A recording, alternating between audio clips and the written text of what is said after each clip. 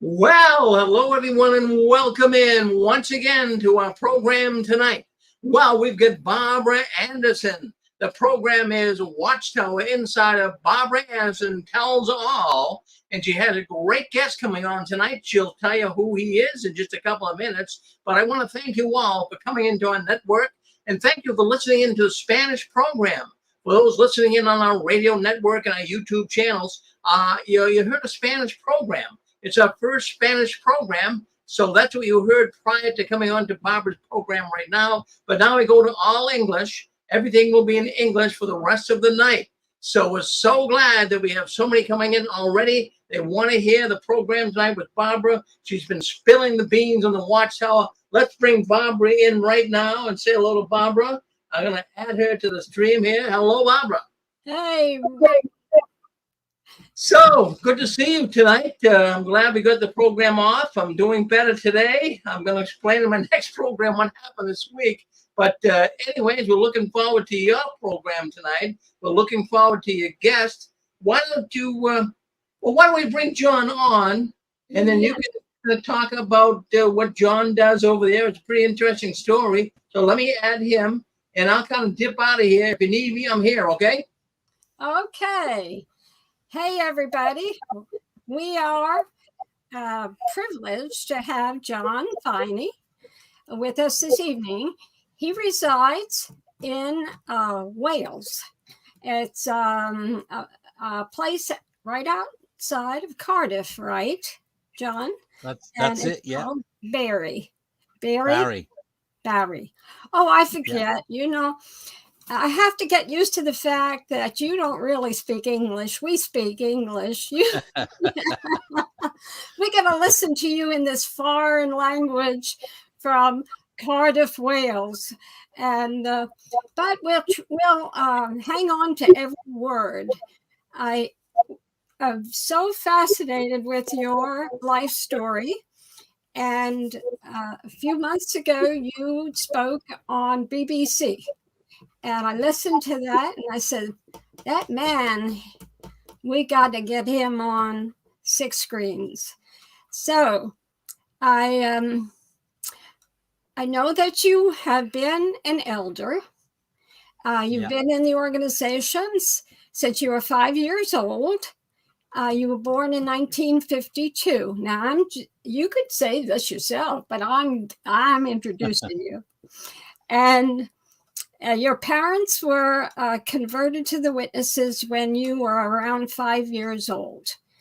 They were very, very zealous, and you were too. And all you have ever known about religion is Jehovah's Witnesses. So tell us about when the attitude that back in that year, around, I don't know, 57, 58, there was really a big push on between that year and a few later years to do what? Your family went where? Well, when they came into the truth, I'll use the expressions that most of your listeners will already know about. When my mum and dad became Jehovah's Witnesses, as you said, Barbara, they really did sign up to it, and that was the attitude that we were brought up with, that this is the truth. We are living in the time of the end. Any time now, Armageddon is coming. And so we lived with that. So in those days, we lived in the county of Kent, which is the south of England. And my mum, south of London. It is southeast of London. Yes, okay. That's right. Mm-hmm. Yeah, I was actually born in London, but they moved away when I was 2. So I do qualify to be called a Cockney. I don't know whether you recognize a Cockney, but a Cockney is someone who's born in the East End of London. Is that right? Well, live and learn, right? Yeah, that's right. So I'm a Cockney. I'm very proud to be a Londoner, but of course we moved away from there, and I remember the discussions, even as a little boy of about 7 or 8. You know, we believed, as I know you did, Barbara, that the end of the world was imminent. And it's strange because I hope the younger members of the audience today, perhaps who have been brought up as Jehovah's Witnesses, will have come through a different phase to the phase that I was brought up in, and I'm sure you as well. And just to give you a flavor, one of my earliest memories is in a Kingdom Hall in Kent, hearing a very heated discussion between the congregation servant, and that was before there were elders. You had one man who was in control, the congregation servant and 2 other brothers, and I think one of them was my dad, as to whether it was okay to take out a mortgage to buy a house. And the consensus was it was not okay, because you were going to be borrowing money under false pretenses, because you knew that you were not going to pay that money back. Armageddon was just about to hit, and if you borrowed money to buy a house, you were borrowing under false pretenses. So that will give you an indication of how near they thought in about 1957, 1958, the end was coming. That's true. I remember those years. In fact, when Joe and I were married in 59, we wouldn't think of buying a house. We wouldn't think of having a mortgage. You know, you had to go where Jehovah wanted you to go, and you couldn't be tied down. But the reasoning that you gave, that it was dishonest because you wouldn't pay it back, there were plenty of witnesses that were then dishonest, because plenty of them were buying houses or cars. Yeah. They thought they didn't have to pay a car off, so they'd buy a car. Yeah. A new car, yeah. And it's strange, Barbara, because although I don't want to move too far forward, and I know you'll be covering maybe the 70s, yes, I would just mention that in the 70s, when of course we were all teaching that the end was around 1975 coming. Do you know the congregation I was in then, just to link it with when I was a young boy, the congregation I was in then still had the view Armageddon is just about to hit. And we had a brother in the congregation that was decided to build an extension on his house. And the congregation were absolutely shocked.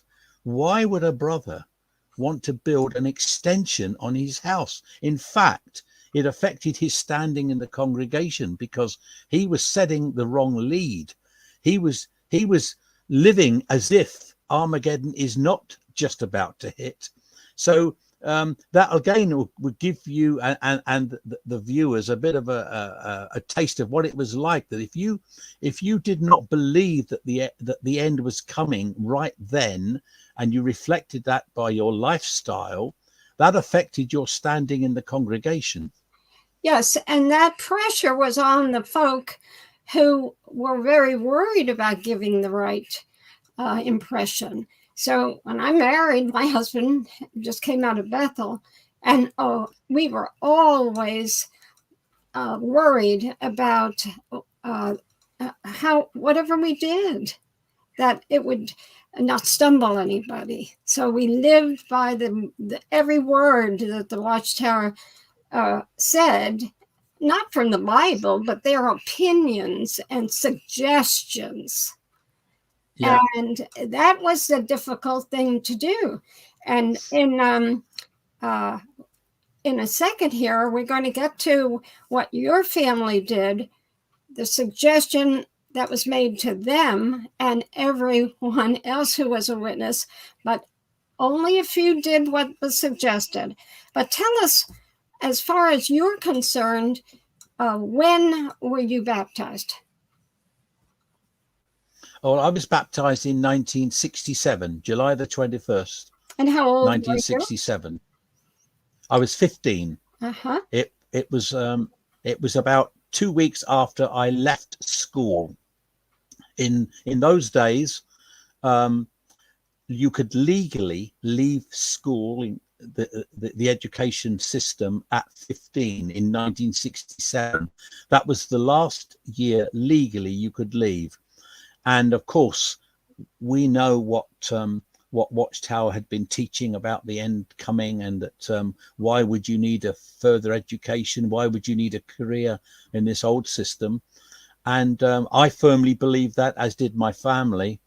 So I remember it very well. We had a convention 2 weeks after I left school. We had a convention, and I was so keen to get in the pioneer work that I actually wrote to the London Bethel and said, brothers, could you appoint me as a pioneer, please? I'm about to leave school. In 2 weeks' time, I'm going to be baptized. And I don't want to even miss that first month of July as a pioneer. I'd like to be a pioneer in July so I could start the minute I got baptized. So that will give you an idea of my enthusiasm to preach the good news of the kingdom.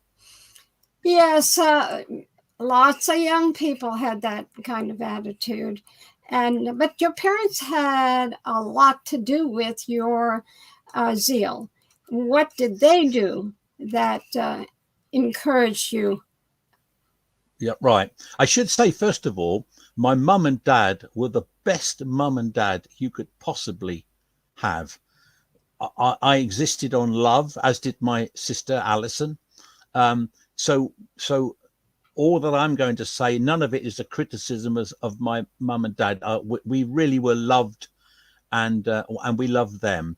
But my dad ran a business in Kent, just outside London. In fact, he was a chimney sweep.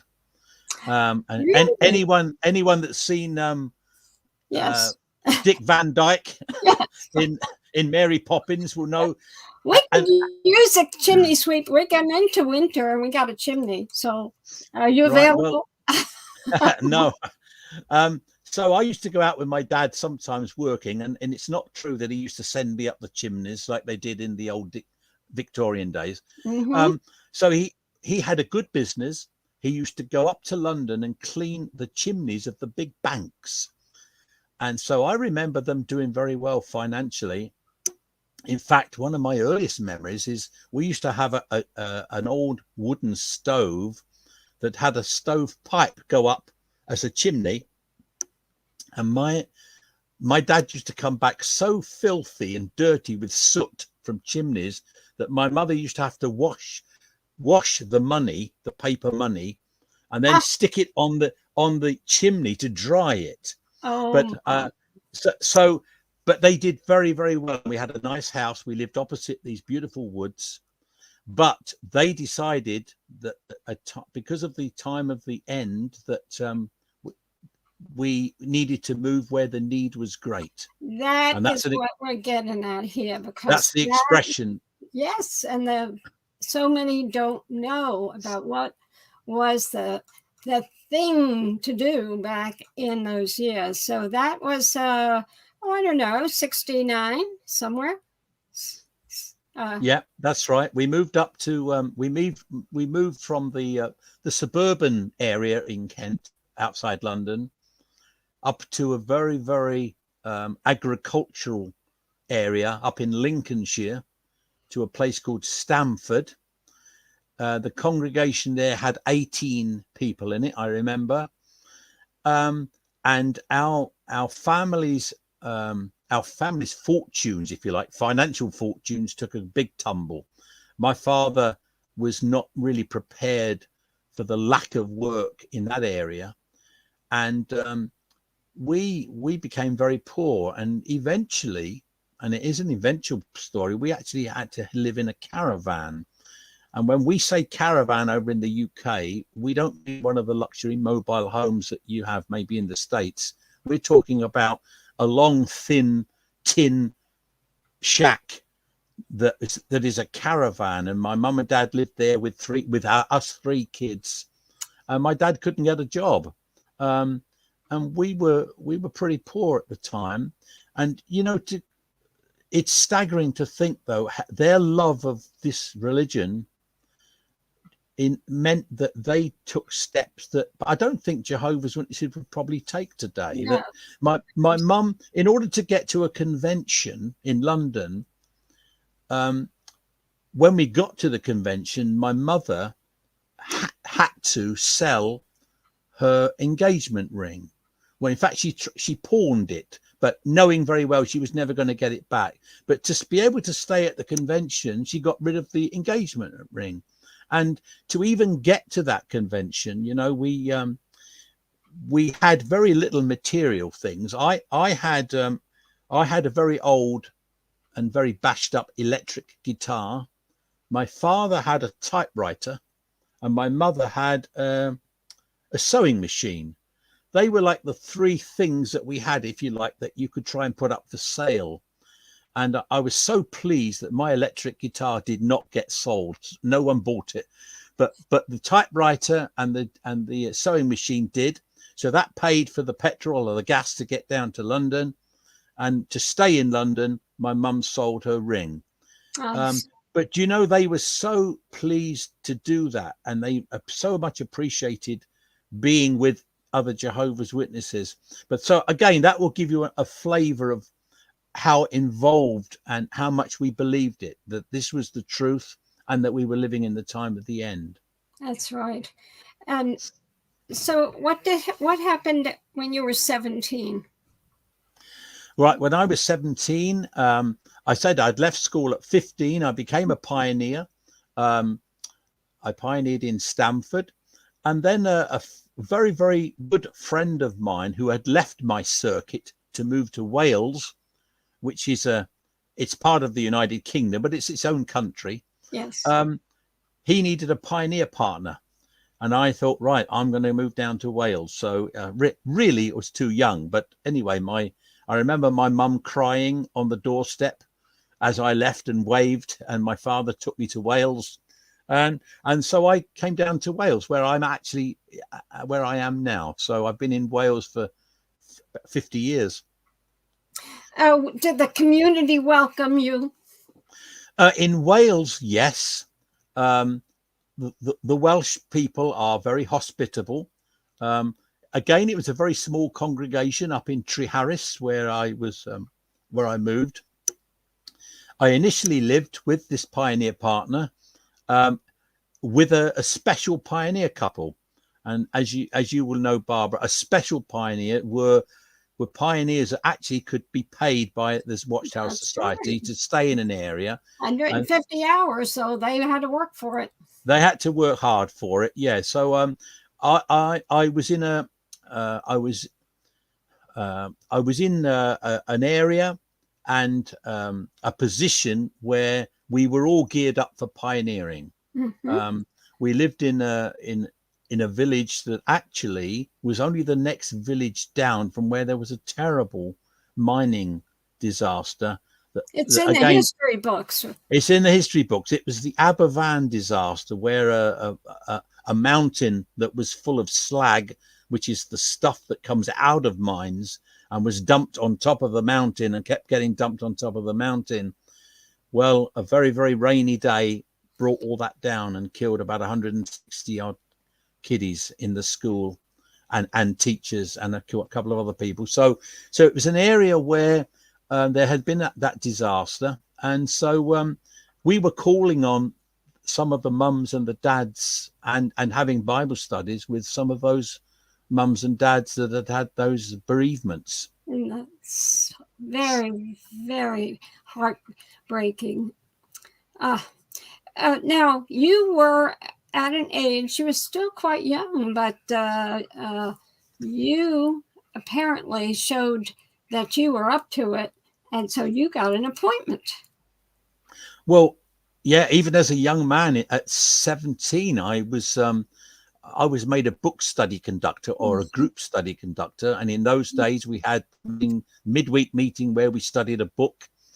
And again, I just took it. I was just very serious about everything. So I never thought too much about it. But when you were a book study conductor, you had about 12 or 15 people that you were assigned to be shepherding. That is, looking after them, their spiritual needs. And so I would go round to married couples and give them what we called shepherding calls. At 17? At 17. And to be fair to those brothers and sisters, they accepted it. You wouldn't do that now. And I was giving talks and even public talks in other congregations. So at that time, that's around 1969, isn't it? Yeah, that's right. Yeah, about 1969. It's not long before I eventually met my wife. We were at a convention, a small assembly, the local circuit assembly, and I saw this young lady, and I was smitten. And incidentally, she said she saw me and was smitten. So that was I couldn't lose. Yeah, you're still smitten. I'm still smitten by my wife Mary, who's and that was 72, I think, right? Yeah, we got married in 1970. I know more about your life this year. Yeah, 72. So we've just last month celebrated 51 years of marriage. So although I've got a lot to complain about with regard to Jehovah's Witnesses, eventually we'll come to that. Yes. I've got a lot to be thankful for in that I met my wife. And so she's one of the absolute benefits of me becoming a Jehovah's Witness. How many children do you have? We've got 3 girls. My oldest daughter is about, how old is she? Well, she was born in 75. So someone will have to do the math, but she was born in 75, and then another one 78, and then 47. Is she 47? 48? She's 47. That's right. She is 47. That's my daughter Karen, and then I've got Catherine, which I call my middle girl, my middle daughter, and I've got Joanne, is my youngest. But as a youngest, she's still 42. You're just surrounded by women. That's why you're so nice. So, what happened to you at 30 years old? You had a religious service. Yeah, well, again, in those days, the elder arrangement came in. So instead of the congregation being run by one man, the body of elders had been introduced. First of all, I had moved to where I am now in Barry. So where I was in the valleys, which is about 30 miles away, that was up in the Welsh valleys. I had moved down now to the seaside town of Barry with a well-known fairground at Barry Island. So like a fun fair with rides and stuff. So as part of that congregation, I became a ministerial servant. And then eventually when I was nearing my 30th birthday, I became an elder. Okay. So, 30 years is a very remarkable age to be appointed anything. I think Jesus had something remarkable at 30 years old. So we're not saying you're another Jesus. No. Well, no, I'm definitely imperfect. No, I wouldn't say that. I think you're maybe next to perfect by the sound of your life. If you want me to get the wife up to tell you, I'm sure she can tell you a few imperfections, but we better not. We'll leave her downstairs. Well, I'll get to talking to her one of these days. I should interview her. That would be fun. Okay. All right. Now, this other part of your life, when I found out about this one, I really, really appreciated what you were doing because, it speaks for itself when you go into this. Tell our audience about the Hospital Liaison Committee. Okay. Yeah, well, again, I was an elder that was being used quite a lot. So I was giving talks at the large district conventions. So I suppose I had become what they would call a prominent elder. And I had assignments in the circuit, and I looked after departments at the conventions. And I suppose once you can prove that you're a trusted man, or if you like, a society man, that you're a Jehovah's Witness through and through, I had the biggest surprise of my life when I received a letter in 1990 asking me to be on the Hospital Liaison Committee, which was a new arrangement that was being introduced in the United Kingdom. And I also had the letter asking me if I would be the chair of the Hospital Liaison Committee. We only had one in Wales at that time, so we looked after the whole country. Well, I'll be. And I have to say, I laughed because, to be absolutely frank and truthful, I was never very interested in the human body. That never interested me at all. In fact, I never even used to read the Awake articles. You know, sometimes you'd have an article saying your amazing heart, or Yes. what a wonderful liver, or something. I used to skip over those because I was not interested. And I thought, But you care about them now. yeah, well, I thought Jehovah's having a laugh here. He's picked someone that's not even interested in the human body to say, I now need you to go out and talk to doctors about the human body. And said that's something. Yeah, it was. So I did see, I saw it as a very responsible position. I took it very, very seriously. There were a couple of training events to tell us how to do it and what was necessary. And what the society in those days was saying was, we were really always on the back foot. We were always reading about someone who had died from a blood transfusion, or being in the news for Jehovah's Witnesses refused blood. Right. And because we were on the back foot, they felt that there was a need to change that, to train brothers that would learn about blood, alternatives to blood, how you could do things without using blood.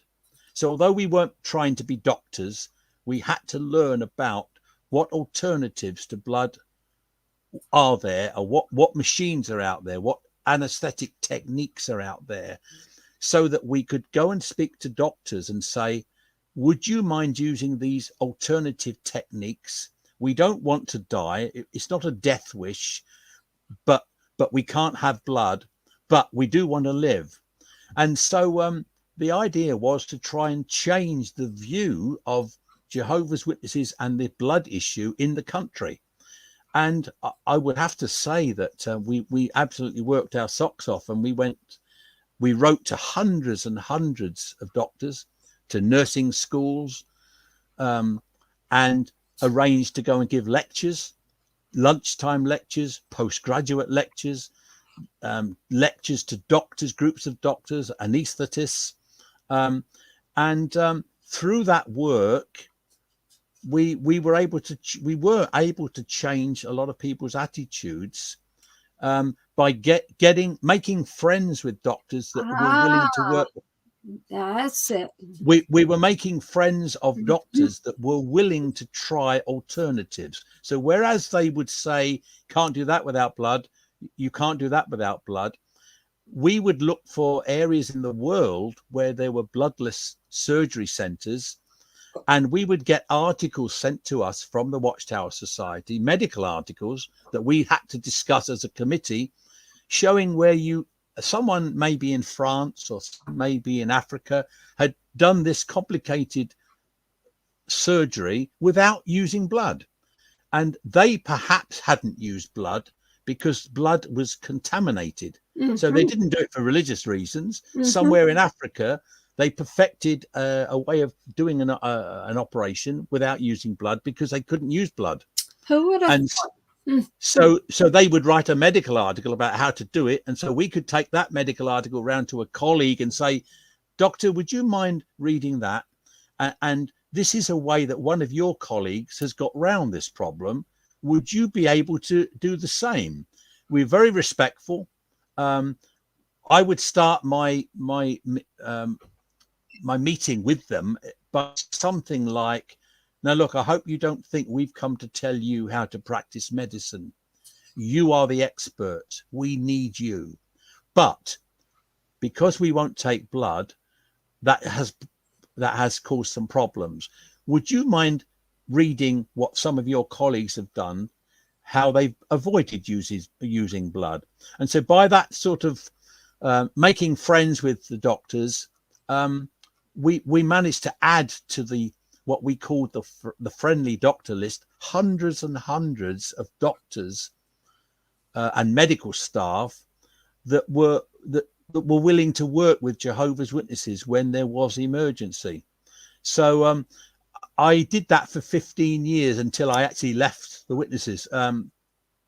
It was probably the best 15 years of my life. I went to medical conferences. I went to international. For somebody who just wasn't interested in the human body, well, I told you we threw ourselves into it, and I really did. Yeah. I used a couple of the other brothers on the committee. There were some very clever brothers. There were 5 of us on our committee. So when a medical article would come from the society, I sometimes didn't even understand what was being said. But when we had our monthly meetings, I would ask 1 or 2 of the other brothers that were very clever could you explain this to us as a committee? Because we got to go and explain that to a doctor. And that's how we did it. So we worked together as a committee, and I have to say, it was very successful. Please tell everyone, and I want to hear it again. Tell us all about this machinery. It was a cell saver. Yeah. Okay, and tell us about your involvement with this getting cell-saving machines out to medical areas. Right. Well, at the international conferences, we would meet other Jehovah's Witness hospital liaison committees from other countries, and to get those conferences going, they would be sponsored by manufacturers of medical equipment. And so outside the conference in the foyer would be displays of medical equipment for the doctors who were attending to say, oh, well, that's interesting. You're doing this. This is a new machine. This is something new. And we found out that there were these machines that I think their correct title was something like intraoperative cell salvage. So during an operation, and how they worked was that if you knew that you were going to be doing an operation, you could open the person up, if you like. When they bled, you sucked the blood up. It went through a centrifuge. Right. It was cleaned, and then by a series of pipes was put back into you. So what you were doing was extending your circulatory system, but you were saving the blood. So blood wasn't actually being lost or poured out. It was just being collected like a vacuum cleaner around this machine and back in. Well, that is life-saving to a Jehovah's Witness. So when we learned about these machines, we would use that in our lectures. We would say to doctors, you could use intraoperative cell salvage machines or hemodilution machine techniques and stuff like that. And one day we were giving a talk in Newport in South Wales, and I'll never forget this. And an anaesthetist stood up and said, why don't you people give us one of those machines? We haven't got those machines. And having coffee later with one of the circuit overseers who we had invited to be with us on that lecture, we said, he's got a point, this doctor. You know, it's okay us telling these doctors what they can do as an alternative, but if they don't have the equipment, how are they going to use it? Is there a chance that we could raise the money if we tell the Jehovah's Witness brothers and sisters that we can buy these machines? And we had already got friendly with several manufacturers who had been to our committee and given us a demonstration of how they work. So we sort of got friendly with manufacturers.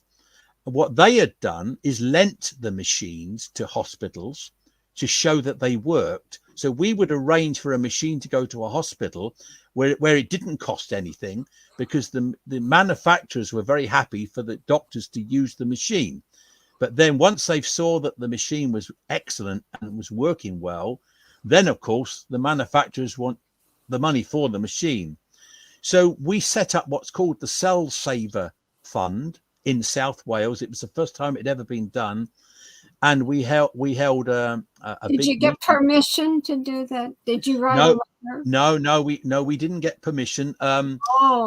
It was one of those things that it's better to get forgiveness than it is permission. Yes. So we set this fund up. We had it all regulated, and to be honest, thousands and thousands of pounds came in from local Jehovah's Witnesses. The witnesses.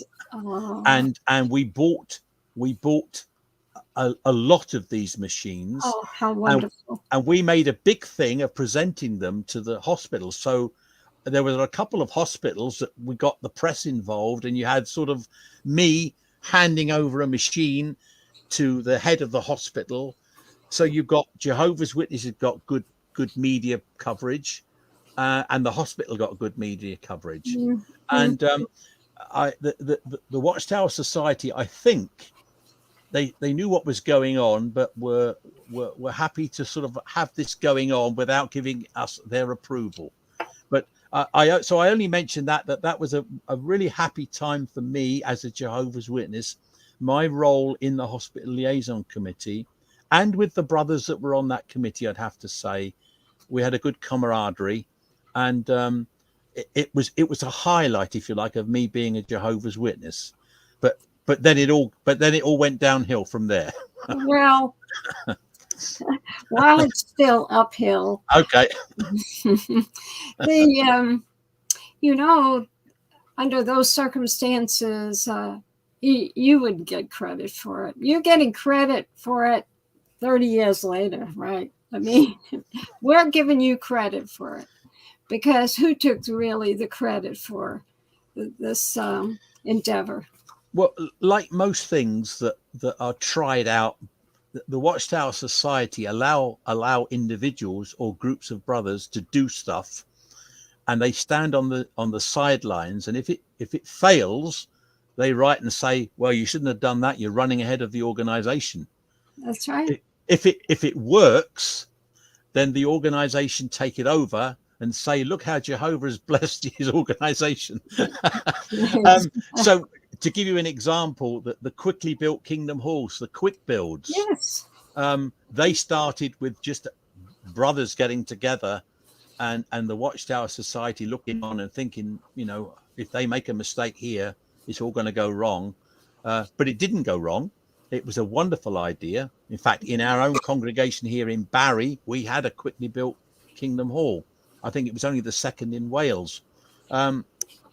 So the Watchtower Society are very quick then to come behind and say, we now approve this, but we're taking over and we're going to organize it. That's the thing. They took it over. Yeah. And so when I first went to Bethel, I was in the engineering construction department.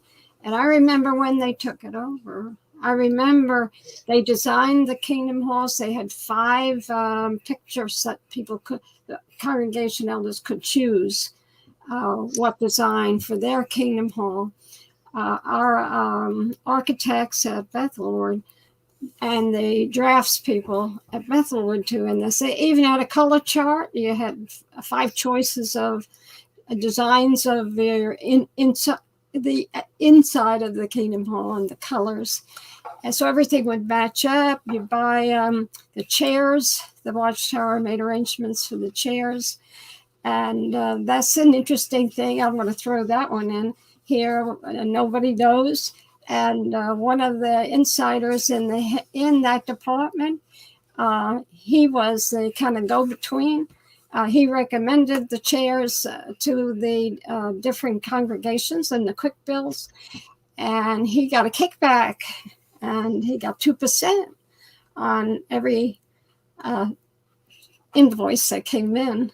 But no one knew that was happening until then it all came out. But they were unscrupulous people who worked their thing at headquarters. And I'm not saying that was a lot of them. I have no idea. But this one got caught. And so, but this was an important part of that tremendous increase in the 80s and early 90s. And everybody was involved with some way or another with building kingdom halls. Now it's the other way around, selling kingdom halls. And you know what? The Watchtower is taking credit for that too. The selling of the kingdom halls, because they're taking the money. So these are just little side points. Things have sure changed, haven't they? Over the years.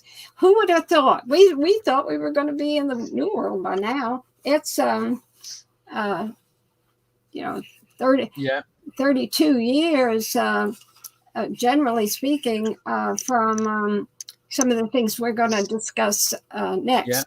I just come on, just following on from what you just said there. I can just tell you that, of course, when I first left school, I became a window cleaner. I should have mentioned that. And so I'm 71 and I'm still window cleaning. But in those days, you had to pay into a government scheme whereby you had to prepare yourself for your pension.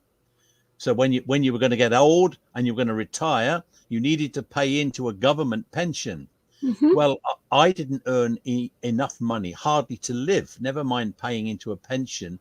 So you could get what's called like a disclaimer, or you were let off paying into your pension. But people said, but you do realize that means that when you do get older, your pension will be affected because you won't have enough money to live when you're older. And of course, we used to laugh and say, "Oh, when I'm older, you mean after Armageddon?" Because we weren't going to be getting old, Barbara. I was hardly going to be leaving school, let alone worrying about a pension. That's right. But do you know what? I'm so thankful to this old satanic world, because I now am on a pension, although I still do some work. The government changed the rules about 20 years ago, and it is true, I wouldn't have qualified for a pension based on what I did as a Jehovah's Witness. But Satan, in his wisdom, changed the law to allow people that hadn't paid enough in, so that they could be embraced and looked after as well. Well, that's the way in this country with Social Security. So had the law not changed, I would be without a pension anyway. So I am genuinely thankful that the government recognized that there are people that need help, and they changed the law. Right. When we came back from Bethel, and Joe pioneered for 3 more years when we came back. So our income was limited. Both of us worked part-time. And we were getting older. Because when we went into Bethel, we were in our 40s. And we came out, we were in our mid-50s. So we kind of saw the handwriting on the wall. So we started to make some money. And it's a good thing. We can look up, we're in our 80s now. And we have an income coming in through Social Security. So, but many of the witnesses did not. No. And, I remember us seeing people and hearing about people that were desperate for income, who were special pioneers. And of course, they got a payment every month from the society, but if you didn't get your time, that was an entirely different story. And then you get too old to do that. So they had an arrangement for a certain amount of years, if you were special pioneering, that they continued to pay. So they were and helped these people. At one point, there wasn't any help, but then they did the right thing. I don't know how those things work nowadays since I'm away from it, but the members did the work. They're the foot soldiers, and they didn't get rewards for it. So, and a lot of the folks that we've been talking about, they again, because Armageddon was just on the doorstep. You had the stay alive till 75 era. You had headlines in the Kingdom Ministries that we were reading, that what are you going to do in the final months of this old system? So it wasn't years. The emphasis was always on the final months of this old system. So a lot of our friends who were witnesses, faithful Jehovah's Witnesses, gave up their jobs, sold their houses, and went pioneering, and just used the money from the house sale. That's right. Until they knew Armageddon was coming. And of course, then Armageddon didn't come. Yes, some did that to come to Bethel. Couples, they sold their houses when they came in, because they were in a group of people who had skills. And so husband and wife would come to Bethel because one or either of them had a specialized skill, and they would sell their house. Yeah. And we did not. No. And we had, my mother and father moved in our house, and my brother and his wife moved in their house. So we still had a home when we came out of Bethel. But I remember those that couldn't stay because the regimen was too hard for the women. And so they left after a year or two.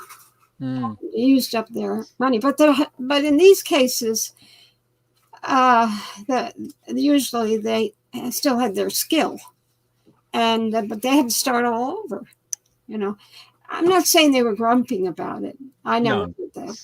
But these were the facts of what we all went through because of a system that was in vogue at that time that was never repeated. For those who became witnesses later on, they have no idea of the zeal that we all had because of the information and the push, because it's going to be over any moment.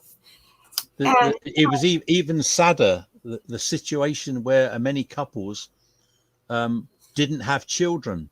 Yes, because we had convention talks such as one that was entitled Responsible Child Rearing in This Time of the End, where the brothers from the platform were encouraged not to have, the brothers and sisters were encouraged not to have children because Satan might use the children during the upcoming persecution that we're about to have prior to Armageddon.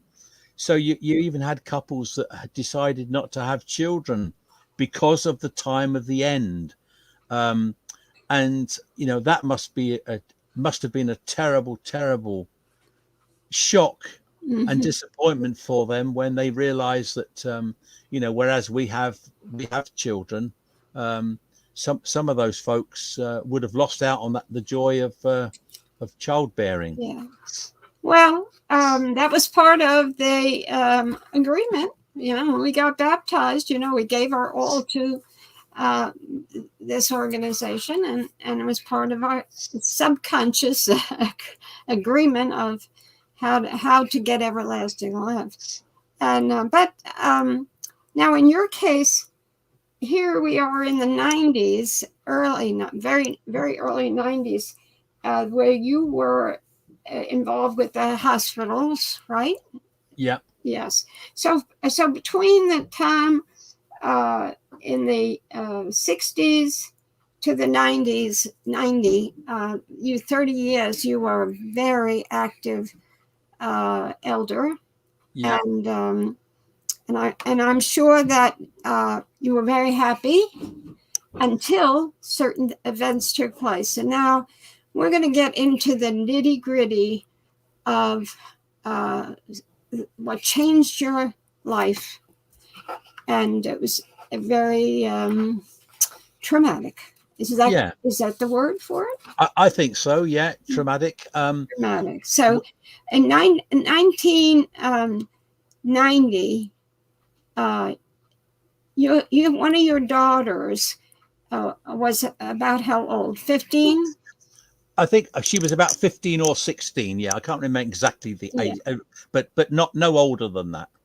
Yeah. So you found out she had a something to tell you about. So we're going to really center on this because I have some things to say too, along with your experience, which was when you told me about this, I was amazed because here I am living so far away from you, and yet I was as fully involved in what was happening to you as if I lived in your house. I mean, you're going to hear how this organization was involved in something that you all know about today, but we're going to hit it real hard, that has changed their existence up until the 90 approximately. Everything was just percolating along, wasn't it, John? It was, yeah. Then things changed in that year. That's 30. That's about 32 years ago. Yeah. And things went wrong. That's what you said to me. And I can vouch for it going wrong all over the place in this organization. So let's start on what happened when your 15-year-old daughter comes to you. Well, Karen, what was she doing, though? She was doing something that you were very upset over.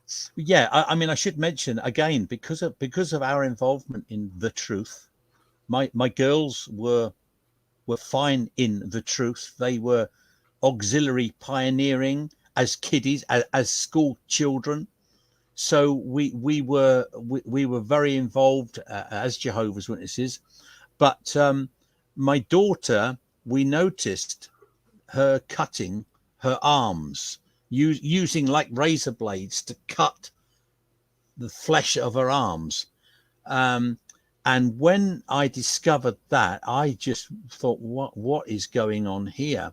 And I should mention that prior to this, my daughter had come to me and said that she didn't like the way that one of the brothers, and a relative of ours, an elder, she didn't like the way that he was kissing her.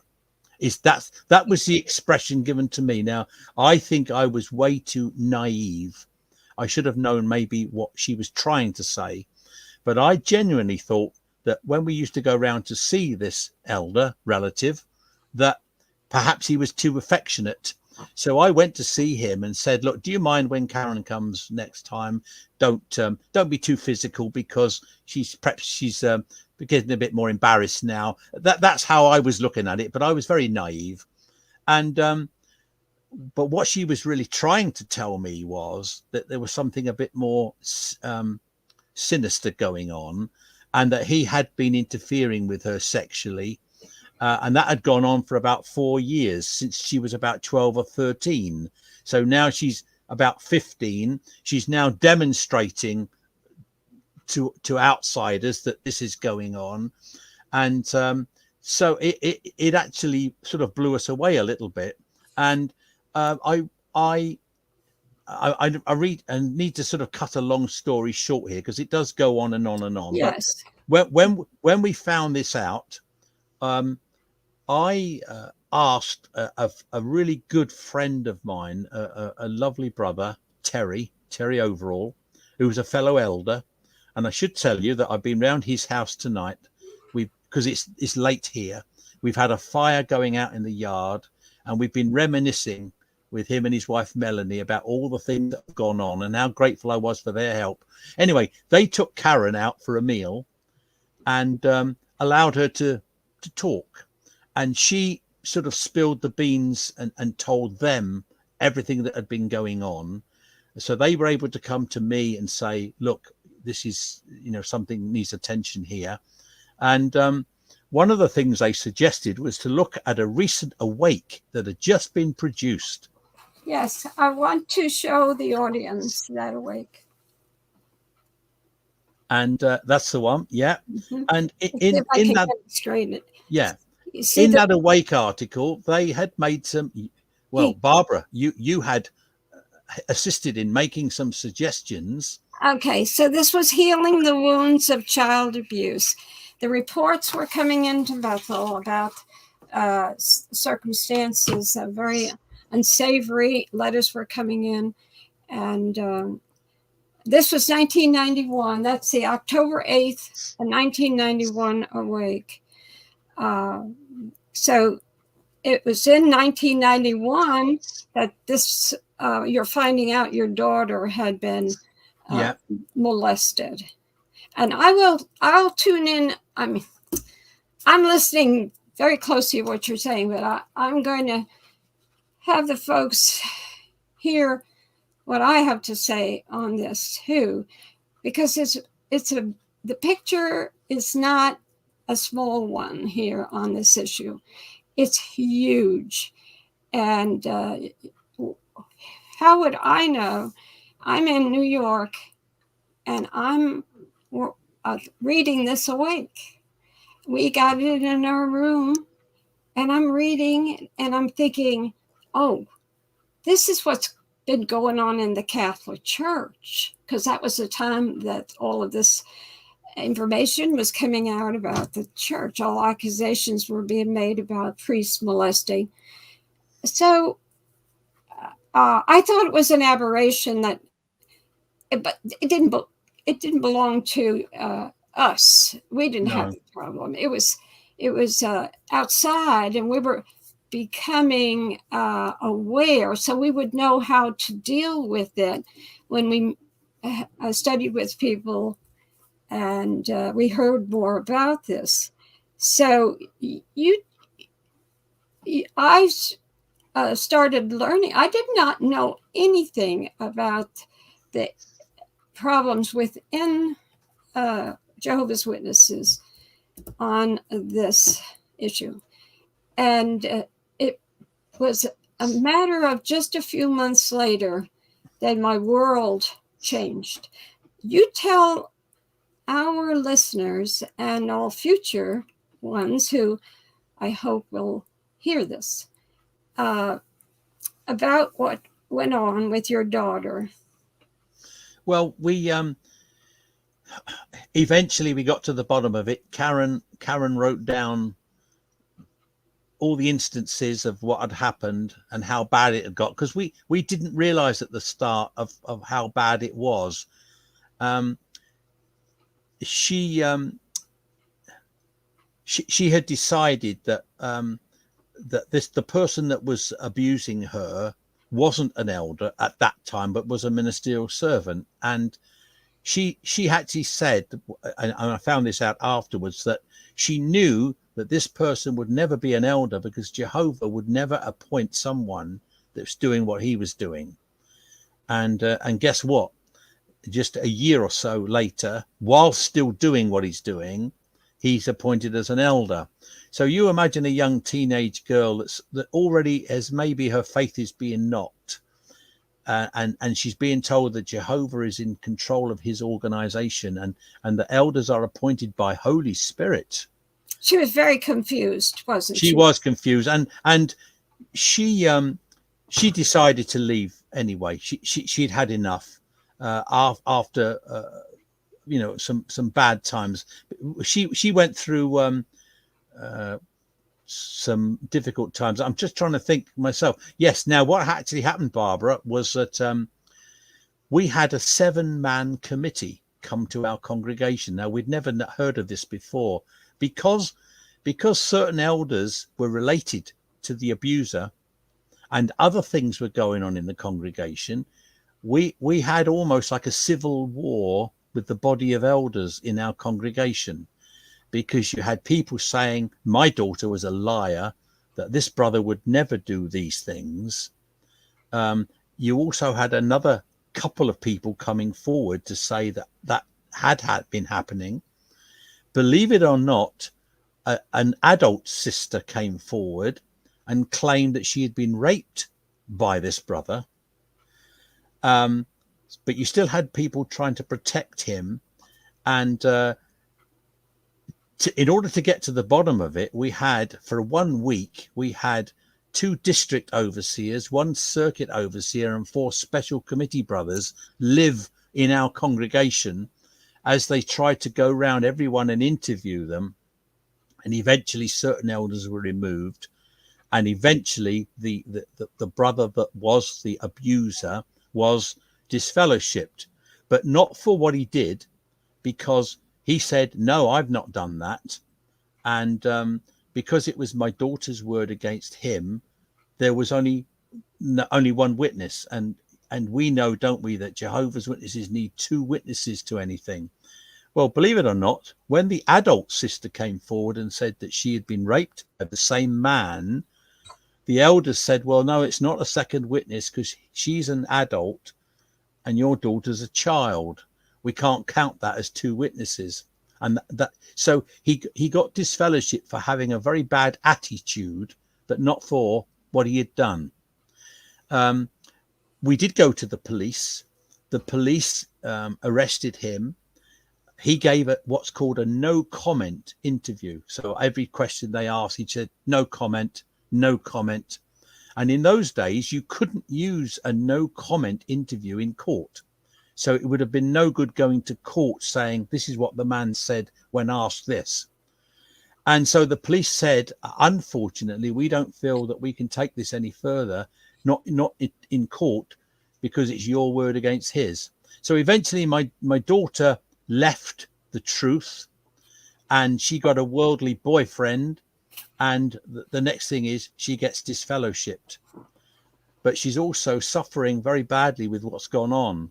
So as an elder, I'm now torn because I'm trying to help my daughter cope with the emotional issues, but I also have to completely shun her and set the lead in the congregation to treat her as if she's dead. And that's what we're supposed to do as for disfellowship people. In the meantime, her sister, my next daughter, she too has a really bad experience, not with a Jehovah's Witness, but with someone who is sexually attacks her. She decides to leave the Jehovah's Witnesses. She too gets disfellowshipped, but she too has emotional difficulties. So now my wife and I, and particularly me, from the point of view of the hospital liaison committee, I'm trying to spearhead Jehovah's work as a hospital liaison committee, and we were, but also I'm trying to help my daughters as a dad, as a father, to overcome the difficulties that they've gone through. And I kept getting in trouble because elders would come and see me and say, John, you've been seen with your daughter. You're supposed to be, shunning them. And I'd have to say, well, yeah, but I had a phone call and she needed to go to the doctors. And they'd go, oh, okay. Well, on this occasion, fine. And it was like every time that I had to go and see my daughters to try and solve a problem with them, I would get reported. And it really caused me some real mental anguish. And I felt I was being stretched. On the one hand, I was just trying to be a really good Jehovah's Witness. And on the other hand, I'm supposed to be a good dad, a good father to help my children. And so this shunning, it really taught me just how unloving and unhelpful, and I should say even unchristian, yes, this disfellowshipping is, particularly for youngsters, for children, for people who are youths. This went on for years and years towards relatives who were disfellowshipped, but that's not the way it is anymore.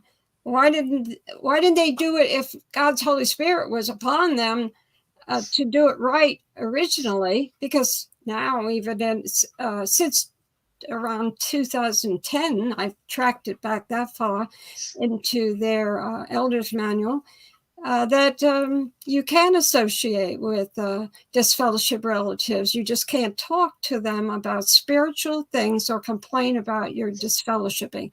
But previously, for years, You just couldn't talk to your relatives if they're disfellowshipped, or they won't talk to you if you're disfellowshipped. So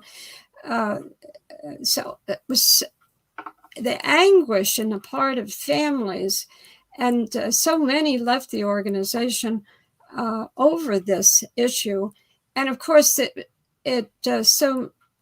sorry to say, so many young people left the organization because they were, in effect, told that to get out of the house, basically. Now, they still lean towards that. They say they don't, because what's in the elders book is very, very forthright about this issue. You can, if your kids live at home, you don't throw them out. You just don't talk about spiritual things. But years ago, you weren't even allowed to, if it's a child that's in their teens, you open the door for them to go, you know. There were cases that I knew of where the kids had nowhere to go, and they would go to the bus station. They had a little bit of money, go to the bus station where pimps picked them up. The girls were being used by pimps, and they were headed towards California, and they were on the street. They were prostitutes. People don't think of things like that in Jehovah's organization. I heard about those things when I was at Bethel. Well, that is the very thing that happened to me, Barbara, because we couldn't have my daughters with worldly boyfriends. So as a good Jehovah's Witness, they had to move out. So that is exactly what happened. That they departed our family, and because we weren't living as part of a family, we couldn't talk to them. That's right. And they're children. And children make mistakes. We all know. We knew back then even about contracts, that you can't make contracts with kids in the world. At least the world knew better to get a kid to sign a contract, because they're not mature enough to handle the things that you do. And even then, when you're older, you make mistakes. But so the organization was so hard-nosed on these issues. And so you weren't especially liked, were you, by the other elders? Was there like kind of like a mini war in the congregation over this Mark? What's his name? Mark Sewell, who was the I mean, his name is out there. The lawsuits, anyone can read the decisions by the courts, and his name is Mark Sewell. Sewell, is that the That's right? You pronounced it right. Yeah. Okay. So he had people on his side, and what happened? Yeah. Well, there were other things going on in the congregation. I should say that up until that point, I had never experienced anything like this at all, where elders were covering up sins. Perhaps we shouldn't be surprised, because we know in the Bible, we were taught that there were things going on, even in the scriptures, where people covered up. But there were cover-ups going on where sons were getting up to stuff, not just this person you've mentioned, but there were other elders' children that were getting up to stuff. And we had an elders meeting once where it was brought to our attention. Well, in fact, it was my daughter, just before she got this fellowship. My daughter told me that one of her friends, who was a sister in the congregation, had been having a sexual encounter with another one of the ministerial servants, who was the son of another elder. So, of course, you can't just leave that go. We would deal with anyone in the congregation the same way. If there was sexual misconduct, then that had to be handled. It just happened that this brother was a ministerial servant and a pioneer, so he had responsibilities. And so it was brought to the attention of the elders that one of our ministerial servants and a pioneer has been engaged in some sexual misconduct. The elders meeting at which that was brought up was the most what's the word? Difficult elders meeting. And one of them I've ever been to, because half the elders were not interested in trying to remove or deal with the problem. I had quotes such as, well, King David was immoral and he didn't get removed, did he? The other one was, boys will be boys. Now, had this been anyone else in the congregation, the body of elders would have had no problem dealing with it. If it hadn't been the son of an elder, they would have dealt with the person as the Watchtower's instructions are. But because this brother, his father was an elder, his two brothers were elders, his uncle was an elder, his three cousins were elders, all in the same congregation. Nothing was going to be done about it. So that night I came back from that meeting thinking, my goodness, this is crazy thinking. So I rang the circuit overseer, and the circuit overseer said to me, oh no, he said, we can't have this. He said, someone's going to have to write to the society, and it would be better coming from you. So I was up all night that night writing a letter stating the facts. And the next day I did take the letter round to my very, very good friend, Terry, who I was with tonight, who was an elder, who I found out, thank goodness, was also very troubled by this. When he read my letter that I was sending off, he said, can I sign that as well? That's exactly how I feel. So it was myself and Terry that was seen as rebels. Troublemakers. So we sent that letter off to the society, but also gave the elders a copy at the next meeting. And it was at that meeting, after our Kingdom Hall meeting, the elders meeting, where we were absolutely told off. And it was said, what are we going to do about these two disloyal elders? So by writing to Jehovah's organization, we were seen as being disloyal. That's right. So it was a corrupt body of elders. Well, see, was going on everywhere, internationally, and I'm not saying that every congregation was involved with child abuse. If there was problems, the congregation wouldn't know about it anyway because the elders kept the secrets. But there was letters coming in. And your letter went into the Mill Hill London branch, and the society was hearing from London about these issues because they kept close tabs. Service department and in Brooklyn kept close tabs with the other branches. So. Your daughter was disfellowshipped when she was 17, and Mark Sewell was disfellowshipped, right? Yeah. Okay. He did get disfellowshipped. Eventually got disfellowshipped. Yeah. And then he was reinstated and eventually became an elder again. No. He's not. No, he's not been an elder. That's good. See, I want to make sure that everybody understands that. Now you had to shun your daughters, and how long did you shun that was for 10 years. 10 years. We went through that period of trying to shun them. Well, we were shunning them, but we were also trying to help them just occasionally. But I kept getting into trouble as an elder for doing that. And what eventually happened was, and again, I'm cutting through a lot of stuff here. Yeah, it's a lifetime experience. It is. Yeah, I had a meeting.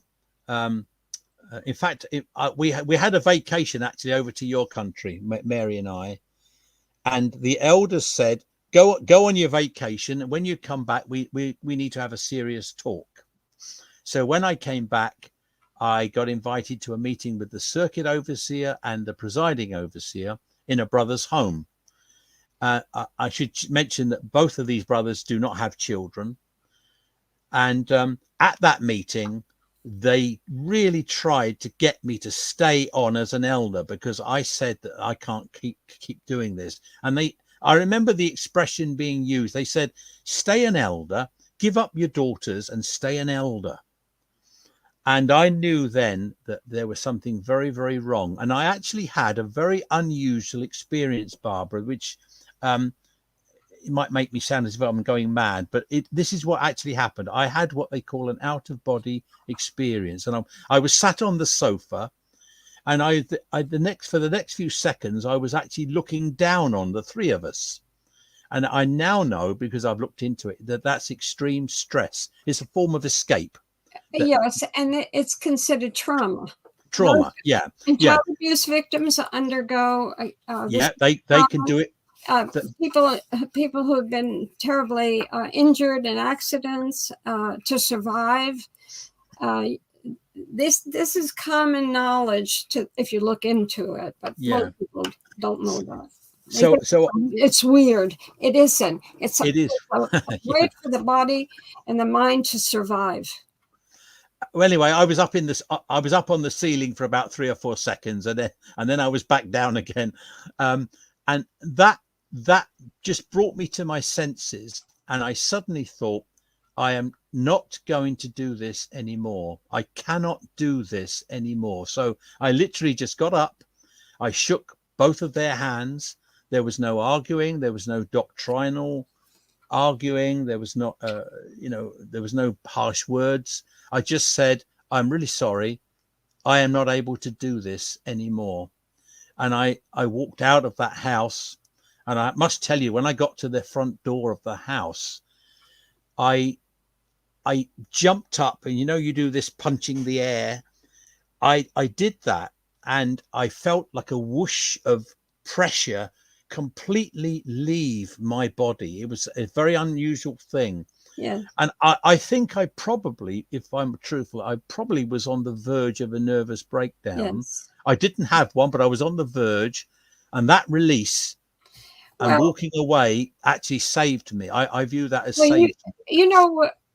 In other circumstances, and anybody who listens into mental health issues, if a psychiatrist was listening, all of this is this control that these people have in your circumstance and other circumstances too. You lose power. You have no power. You're powerless. When you walked out of that house, you took your power back and control. And it was such a relief to you. That's what people go through when others control them. And there is no way out, because you think there is no way out, because this Joe was using, all of this propaganda, years and years of being told that what society says, or as I shouldn't even use that word, but that word is part of my heritage. That's what we called it. And you're started to help your daughters. And there was something that happened 20 years after the abuse. If you wanted to talk about that, because you've got some other neat experiences here, and I want to get to them. But first of all, before you go on to 20 years later, because I want the audience to hang in there, because this is really, really fascinating. And I want to tell everyone that about the beginning of 1990, a woman wrote a letter. She was in Florida. She was a pioneer. And she was married, and she had 2 children. She also had a background of abuse. It was her father that abused her terribly. And when she grew up, she did not understand why she had so many mental issues. And then she realized that she had her memory of what her father had been doing to her as a small child returned. So she's very faithful witness and pioneered as much as she could. She decided at the assemblies, when she would meet other young women, many of them, this is pre-1990, many of them told about their abuse, either from somebody in the organization or their interfamilial abuse relative, you know. And so she wrote an 8-page letter, and she sent that letter to everybody she was meeting who had a history of abuse to try to help them. I have a copy of that, full of scriptures, very well done, beautiful letter. And she really tried to help them to use the reasoning about the scriptures and, of course, the hope of the future. So a copy of that letter landed on the Awake editor's desk. How it got there, he had no idea. It came in the mail, the inter mail situation that we had at Bethel. So somebody put it.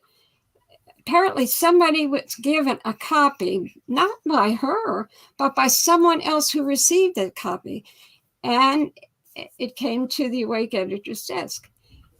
That was his reading 8 pages about what has been happening to too many people, and her wonderful advice to try to get through this mentally.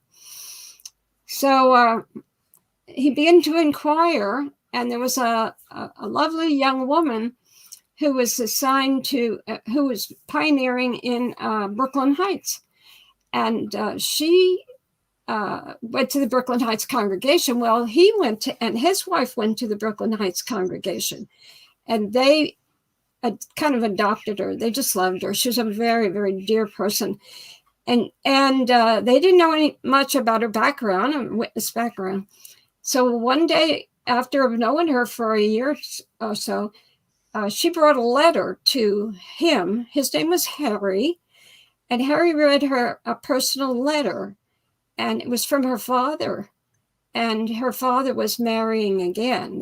Her mother and dad were divorced, and he was marrying a woman that had 2 small children. Well, the secret she was burying was the fact that he molested her.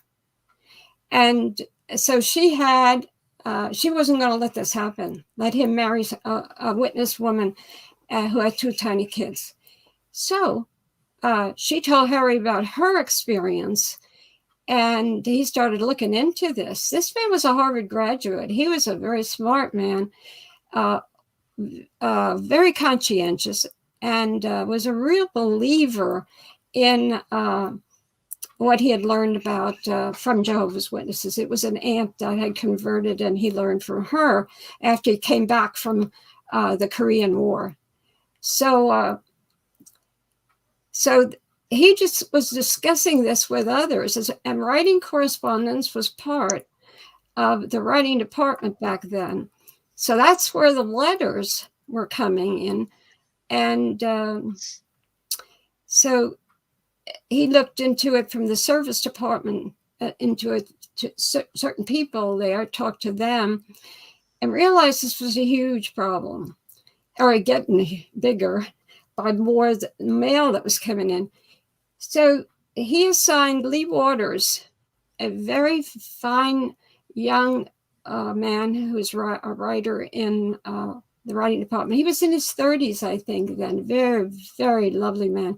And his lovely wife. And he wrote this article, Healing the Wounds of Child Abuse. In it, he said that most of the abuse situations are girls. But we found out differently. I found out differently. And in Jehovah's Witnesses, I found out it mostly were boys, not girls. I mean, plenty of girls, but more boys, just like in the Catholic Church. And so once this article went out there, people said, oh, they're finally going to address the problem. So that just caused more letters to come in, you see? And that's just at the same time of you're finding out from your daughter at 15 what was going on. So the way it was handled in your congregation by the other elders wasn't unusual. It was traumatic. And elders were calling up and talking to the service department, because, you know, if an elder is in Missouri, when he calls up, he talks to, and usually there's two on the line, two elders. He talks to the desk. It's the Missouri desk. So some man is Bethel in service department representative. It's on the Missouri desk. So that then they, back then, of course, they would just file the written information. So it was amazing. And some of the men in the writing correspondence were talking to abuse victims on the phone. And many of these people were truly suffering from the trauma. And so amazingly, here I am 32 years later talking to you, and you were so far from me, and you were dealing with it, and I was learning all about it from Harry, and you're the reality of talking to somebody. Because I talked to a lot of people I didn't know, but I talked to them over the phone, and I read their letters. I was permitted to do all of that, but here, you know, to turn the clock back, and my heart was just broken over this. The kids, what some of the kids were going, some of the victims were had multiple personalities. Their personalities were broken, and elders were trying to help them. They were trying to find out and study about it. Service department didn't like that. They didn't want to do it. And so it was anguish of that year. All of the 1992, that's all I worked on, 1992. And then for 4 more years, when I came back, that's what I worked on from here at my house, plus other research. And I've said that on here before. But to talk to somebody who lived this, who was at the other end and going through this as you were. And so now, 20 years after her abuse, your daughter did something. And you began to after you weren't an elder anymore. So you reestablished your connection with your daughter? Yeah, we did. We had, when I stopped, well, what I should tell you is when I left that house and punched the air and realized I couldn't do it anymore, I had to come home and tell my very faithful Jehovah's Witness wife that I'm not going to do it anymore. And she stayed a Jehovah's Witness for another 10 years. Is that right? I didn't try and move her, and she was very, very kind and understanding. I think she knew I was at the end of my line. So she carried on going to the Kingdom Hall, and I would take her and pick her up and take her out into the field service and pick her up. So I was supportive, but I couldn't do it anymore. But yes, while my wife was still a Jehovah's Witness and I had stopped, remember, the police had not done anything about this abuse.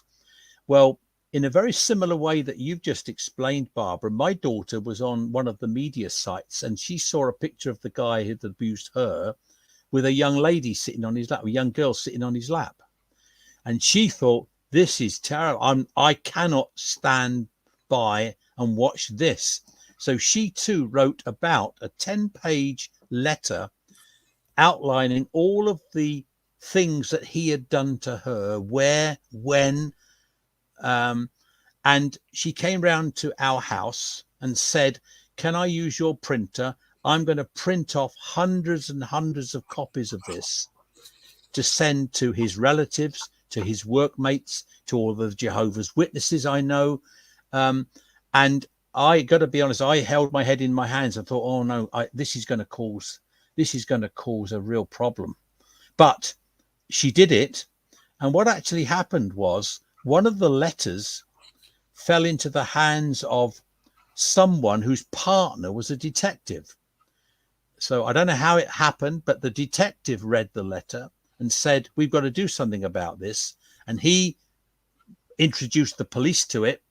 And he became the lead investigator that eventually... 2013, by the way. Yeah, 2013. So he became the lead investigator, and by means of his investigations and my own, knowing that other relatives had been abused, we found 4 people that had been sexually attacked or abused by this ex-elder. So that criminally was taken to court. And so we had a court case where for 3 weeks people gave evidence, and the abuser was found guilty and was sentenced to 14 years in prison. So that was 20 years after the initial revelation of it. And again, you had Jehovah's Witnesses seeing us, I think, as being apostates, because only apostates would want to bring this up. You know, what about forgiving?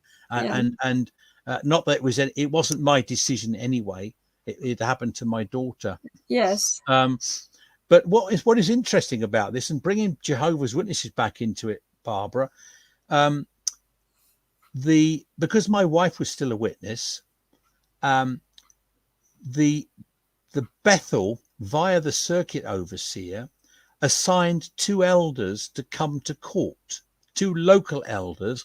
Their assignment was to come to court, sit in the public gallery, take notes, because at the end of the trial, however it went, they wanted to know what they were going to do about the abuser, who was still a Jehovah's Witness. And we were told by the 2 brothers that sat in the court that the society are very interested in this case, and that after whatever happens, we're going to visit you and your family to try and give you some encouragement, spiritual and otherwise, and support. And I remember my daughter thinking, my goodness, there may be a Jehovah in this after all. There may be. And at the end of the 3-week trial, when the guilty verdict was announced, the 2 brothers left and we never saw them again. And it was strange because we tried to contact them by phone. Eventually, 6 months later, I was dropping my wife off at the Kingdom Hall for the circuit overseer, and the same circuit overseer that had initiated these 2 to come into court was giving the talk. And I saw him get in the car, and he saw me in my car, so he didn't want to get out of his car.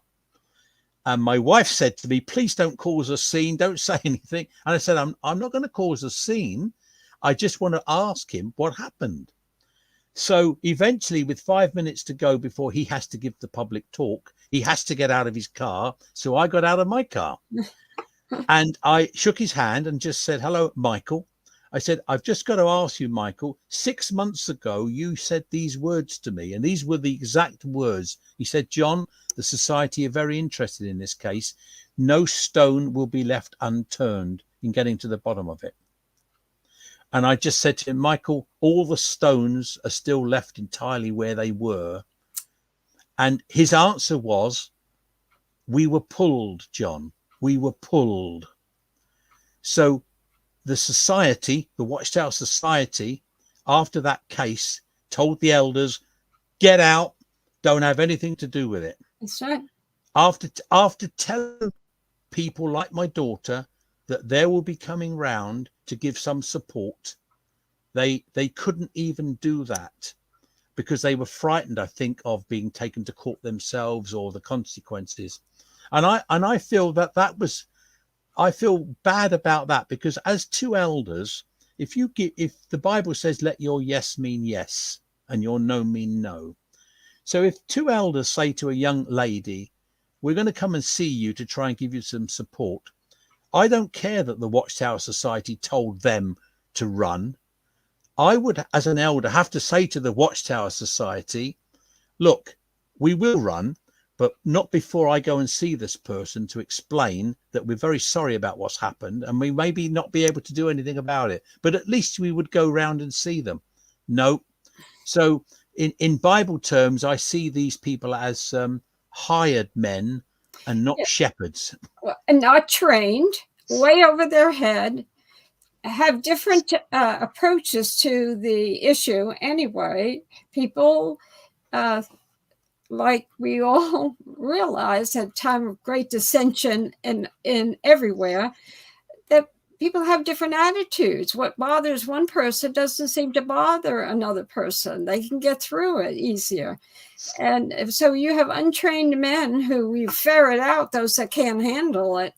But that's not the way that this organization works. And so whoever put the arrangement in place from the service department, it was trial by error.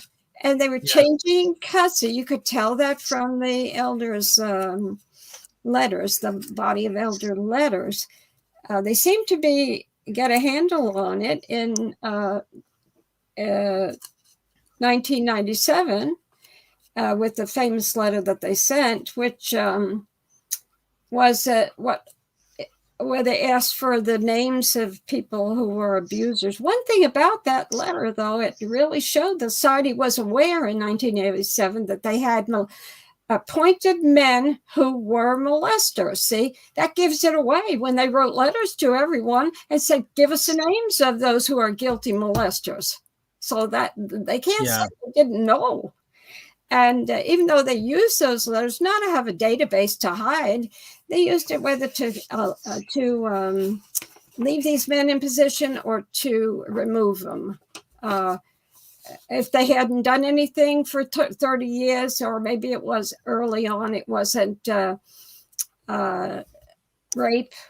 Perhaps it was something that, maybe the man married the girl shortly after he was 18 and she was 14. And there was all kinds of circumstances. And they weren't necessarily a pedophile, although a pedophile is a person who wants to have sex with children.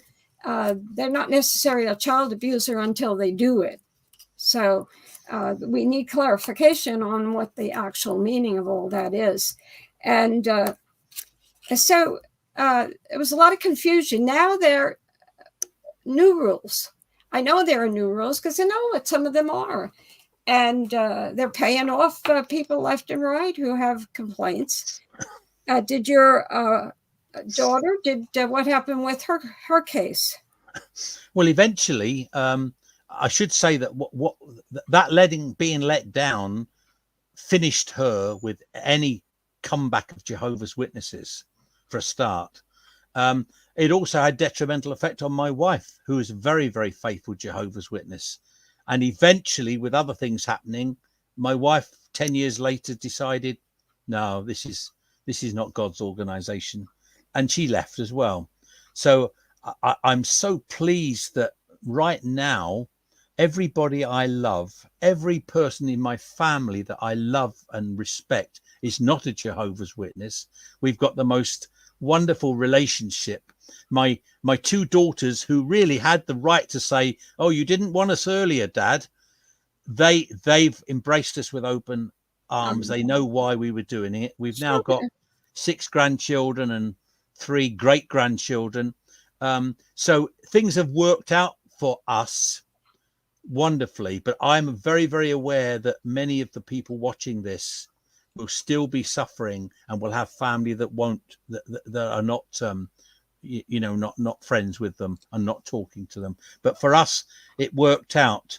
How about sorry, in answer to your question, Barbara, my daughter, who had no intentions of doing anything like suing the Watchtower Society, just wanted an apology. She didn't get an apology, so she decided, well, I'm going to take the Watchtower Society to court. And she did. And along with another niece that was a victim, she went to see a barrister, and they set up a court case. And the court case went on for a couple of years as it went back and forward and back and forward. And then just before it was going to court, guess what? the Watchtower Society said they would settle out of court. That wasn't that long ago, was it? No, it wasn't that long ago. Sadly, the settling out of court in this country is nothing like settling out of court in the United States. You have multi-million-dollar settlements where you are, I know. Over here, it's maybe just a few £1,000s. Now, because she signed a confidentiality agreement, I don't know what she got, but I do know we are only talking about a few £1,000s. We're not talking about lots and lots of money, not life-changing amounts. Right. But she did actually get settled out of court. And incidentally, I'll just mention to the viewers as well that some of you that were Jehovah's Witnesses perhaps 20 years ago, when the BBC Panorama program was aired, there was a Panorama program called "Suffer the Little Children Unto Me." Yeah, and that behind the scenes with Silent Lambs. Oh, right. Okay. Well, it was when I was still an elder then, when that program came on, because word went round, don't watch it. It's all lies. Well, I watched it because I knew about what had happened to my daughter. And I remember speaking to one sister at the Kingdom Hall the next day who said to me, "Oh, did you see those actresses? Weren't they good actresses?" Oh. And I said, "Oh, no, Jenny." I said, "No, they're not actresses. That actually happened to those. I can guarantee that actually happened." Well, those two of those kiddies, the young man and one of the girls that we were told were lying, recently Watchtower settled out of court with them. Now, no one will know that. None of the Jehovah's Witnesses that were told that they were lying will know that. That's right. But I can tell you, they settled out of court with Jehovah's Witnesses, as they have done with countless others. They are settling. I know they have settled. They don't want to go to court, so they're making arrangements with everybody who's got a legitimate case and they're settling left and right.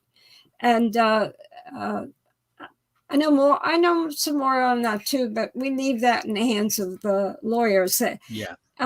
The one case with you were on the BBC. 6 months ago? Yeah. Well, I've been on a couple. Do you mean one? I was on one. The most recent one where this Mark Sewell, isn't he the one that was taken? Oh, yeah. Well, what actually happened, Barbara? You remember one of the older sisters who was raped by him. She also took the Watchtower to court. She left the organization. She too was disfellowshipped. And because of that rape, she took the Watchtower to court.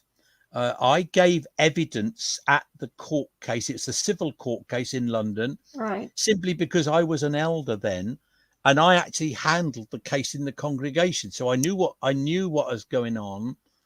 And I also am friends with the lady concerned. She won her case in the High Court, yeah, and was awarded £62,000. Right.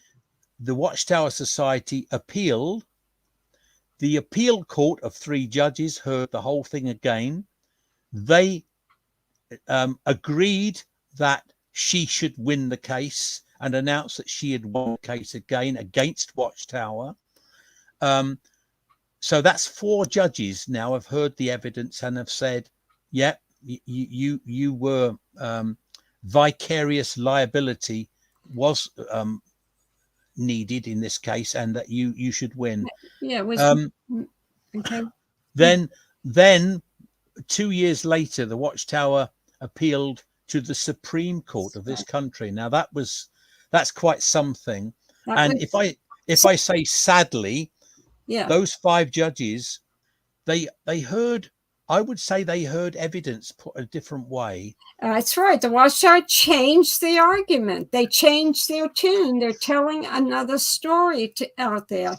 And this is with their new PID department, their public information department, and they don't have members right now. No, Yeah. there are no members in the organization. They are individuals, people who claim to be a witness. They use that kind of vocabulary. In this case, when I heard this case, I knew exactly what they were up to. And so this is all lawyer jargon. So they're getting out of paying if they can convince the judges that there is no vicarious liability, that they had nothing to do with this. The appointment of Mark Sewell as an elder, he was a part-time man. They used the word part-time. Yeah. And that was a bit shocking to hear. Shocking, wasn't it? And to hear Jehovah's organization describe their men who are elders as no, they're not live. They're just part-time. They're part-timers. Here, this woman was raped by him. People used his house as a book study place. They used his house to go after service. He was a 24-hour. All the elders are on 24 hours. You call them up in the middle of the night if something has to be addressed. But Watchtower says, oh, no, he's part-time. He's just a person who offers his help and all that stuff. And so the Watchtower has no liability. If anybody has liability, it's the circuit overseers, and they better get out while they can, because mark my words, I was right. I don't take credit of being so brilliant. I just listen to the lawyers, and I also know a little bit now about the law, and I know what they're doing. And they don't want to get out front anymore. They don't appoint. That we've talked about this on this program. They don't appoint. They let the elders. The elders tell the circuit overseer who they want as an elder. Circuit overseer sends the information to the society. So there's no vicarious liability except the elders and the circuit overseer. And so some countries, there are no laws under these kind of circumstances. In this country and in the UK, it's a little different, but there are other countries that there isn't any vicarious liability issues. By the way, the faithful and discreet slave class, they don't really exist. We now know from the come out a few years ago. They say it doesn't exist as a natural person. It's not a legal entity. The faithful and discreet slave class is a theological arrangement. So see the change, the lingo. Yeah. You can't sue the faithful and discreet slave. Well, how about suing the governing body? Well, in the new 2023 shepherding book, they have removed every place where the two words governing body was. It's not in there anymore. And they have no members. There's no members. Joe's witness. If your wife was still a witness, she's not a member. Maybe she, because they are addressing this like, okay, that person got into trouble because he claims to be a witness, or Yeah. So nobody is really a witness, and they don't belong to anything. They're just disfellowship and shunned by an organization that doesn't even exist and that they don't belong to. It is crazy. This organization it's over. I'm going to tell you, they ain't got time left on this as an organization. They think they do. They're trying everything to continue, but by their works, by the things that they're doing, it's over for them. They really are corrupt now, because exactly when I was in that Supreme Court in London and I was listening to those 5 judges who were sat on the platform up the front, they were asking the Watchtower lawyer, well, how do elders get appointed then? And it was just laughable. It was a bit like a Monty Python sketch. when the Watchtower were trying to describe to the judges, they were just like shaking. Well, so did the congregation appoint them? So is it this circuit overseer? Does it go to, and they couldn't actually explain it properly. And it was just laughable. But the main thing we got to remember is that now, since that, I think it's June the 1st, 1960 Watchtower, where we had that expression,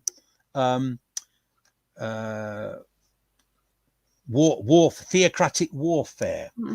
That magazine allows Jehovah's Witnesses, when in tight situations, to tell lies, and that is what they've gone and done in multi court cases. Absolutely. They will tell lies. They will misdirect. It's half truths. You know, that's more harder to disprove than a lie. Is a half truth. Yeah. And that's what they do with these to the officials.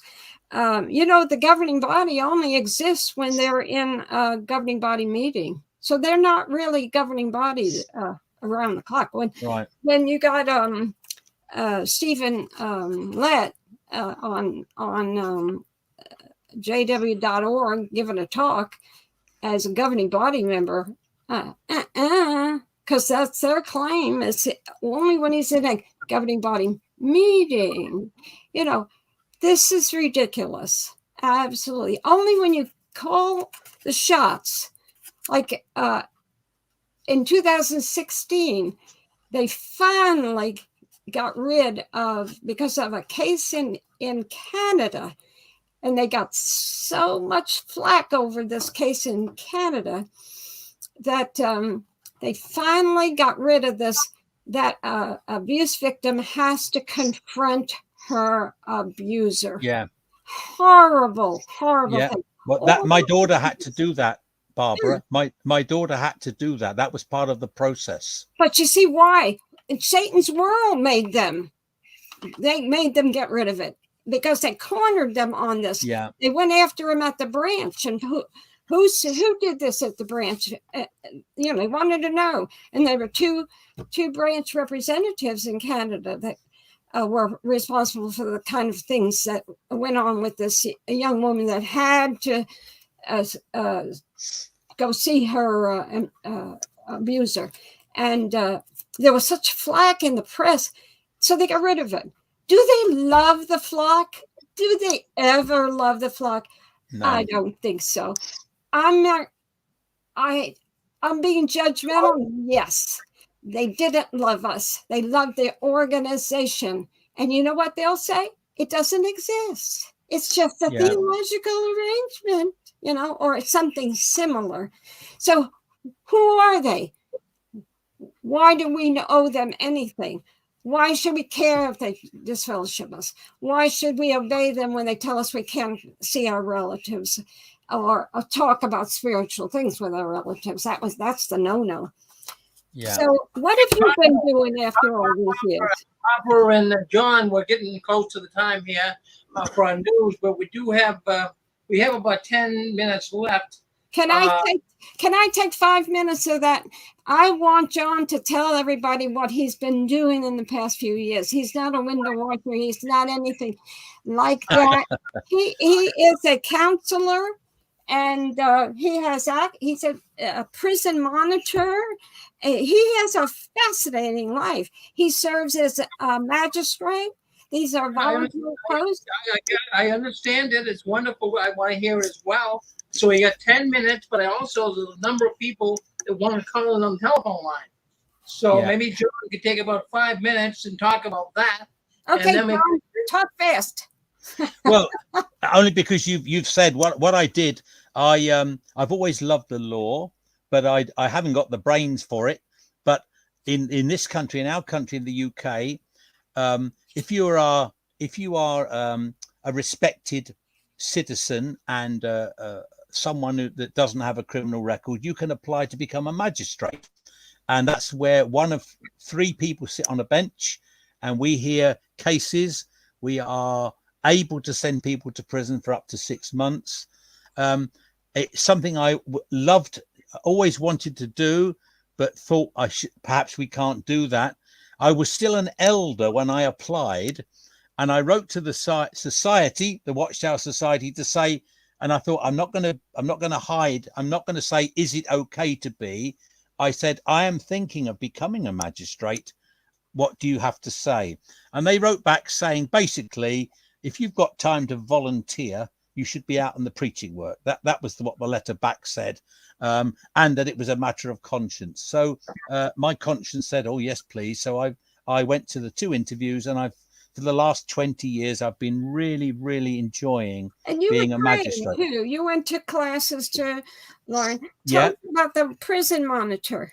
Yeah, well, about 13 years ago, another statutory role. So you're appointed by the government, but it's volunteer. So you're not paid. You go into prisons and immigration centres where people are detained, and you monitor to make sure those people are being treated fairly and decently. You're not on the prisoner's side, but you do go in and you get keys and you're trained, and the prison can't stop you going in. And you just try to make sure that there is fair and decent treatment of people within prison. So I must say that those 2 volunteer posts are probably what saved me when I left Jehovah's Witnesses, because I met people on those boards, those fellow magistrates that are exactly not what Jehovah's Witnesses say worldly people are. You know what they say, don't you go and mix with worldly people. They'll have you taking drugs and illegal sex and stealing, and you suddenly realize actually people out there are really decent, really good people. All right, not everyone, but most people are. And that's been volunteer. Excuse me, volunteer. If you are wondering what to do, and you are perhaps going through a difficult time and you are able to, I would recommend doing a volunteer role. Absolutely. And you will get satisfaction. I did that for a while. I did it. I wanted to see what it was like. I did it, the Red Cross, for a month after Katrina hit New Orleans, and they brought 200 people on our area, and I volunteered, and I loved it. And one thing, got to get in here and get it fast. How does the society annul a baptism? Oh, I don't know how quickly we could do that one. We had a situation in our congregation where a brother who was serving in the congregation, serving the magazines, saying prayers, turned out to be a sister. He had been born female. So I can't go into too much more detail because we haven't got the time. But I can say that when that was found out, we had to contact the society. They I don't think, knew what to do. They contacted America, and we understood it went to the governing body, whose reply was, when that person needs to become what we would now call a worldly person, we have rescinded their baptism, annulled their baptism, and they now have to live in the gender that they were born in, which was very difficult because this brother now has a wife and he has children. So they had to leave Jehovah's Witnesses. I'm very, very happy to say they're still friends of mine. I'm so proud that they stuck to their guns. But what made me, out of that whole story, what made me really interested was that someone outside can annul your baptism. So why can't the society annul all of the baptisms of young children that get baptized and then get disfellowshipped? Why put them through all that trouble? Why not just make an arrangement where they can annul their baptism and all those kids can talk to their parents? Yes, thank you very much, John. And I'm sure everyone else is sitting in their shaking their head. Well, thank you, Barbara. It's been a real privilege being part of this and your own example. I must tell you, my friend Terry today said you're talking to Barbara Anderson. My goodness, I need to talk to her as well. So privately, I'm hoping we can have another chat. Absolutely. If our dearly beloved host is gonna put up with me, we will get to Terry. And okay, there. How about it? We got people asking questions. Well, it's pretty fascinating, John. We really, really appreciate you coming on. Let's open up the phone lines. You heard the story. My goodness, where are you going to hear a story like that? That's amazing. So why don't you do this? Why don't you hit *6? Come on. Say hello to John and Viney out of England. I think you'll find it very fascinating. Viney. He has told me it's like a vine. I'm sorry, John. Don't worry. I get called lots of things. Okay, that's okay. Thank you. But anyways, why don't you call in 615? You're on with us. Go ahead. Say hello, John. Say hello, Barbara. You're on with us. Go ahead. Oh, hi guys. This is Eric. John, I've seen your videos even before I was associated with Six Screens. I think if this is the right guy, you did some activism where you were outside of the convention center and did a demonstration about monsters, right? That's right. Yeah, Eric, that's right. I was. That was a beautiful demonstration and activism to the cause, and it helped me to wake up. Several years ago when because it's a several-year process trying to wake up. It doesn't happen overnight, not for me at least. It took some time to completely de-shell everything. But you did a beautiful job, and I really appreciate it. You're like my hero. I appreciate you and Rick. You guys doing what you do. You're our hero. Well, Eric, thank you. I have to tell you, I still can't believe I actually did that, but I was incensed by that Watchtower that suggested that any Jehovah's Witness that molests anyone is just a professed Jehovah's Witness. Professed. And I wanted to know, well, I went to the convention to ask the attendants, don't let any professed Jehovah's Witnesses in. You could only let Jehovah's Witnesses, but how are you going to know who's a professed one? Because the guy that abused my daughter was 30 years in a Watchtower, elder ministerial servant. How professed is that? Yeah. So that you would have got the gist of that. It's on YouTube, and I found when I do want to look at it, I just type in "Father confronts Jehovah's Witnesses," and if you type in "Father confronts Jehovah's Witnesses," you'll see it. But thank you, Eric. I really appreciated your comments. Well, I thought it was a beautiful job, and I tried to do a bit of my own work today, and I crashed the car and recorded it. And I just appreciate anybody that is for the cause and the fight to expose Watchtower. Thank you, guys. Thank you.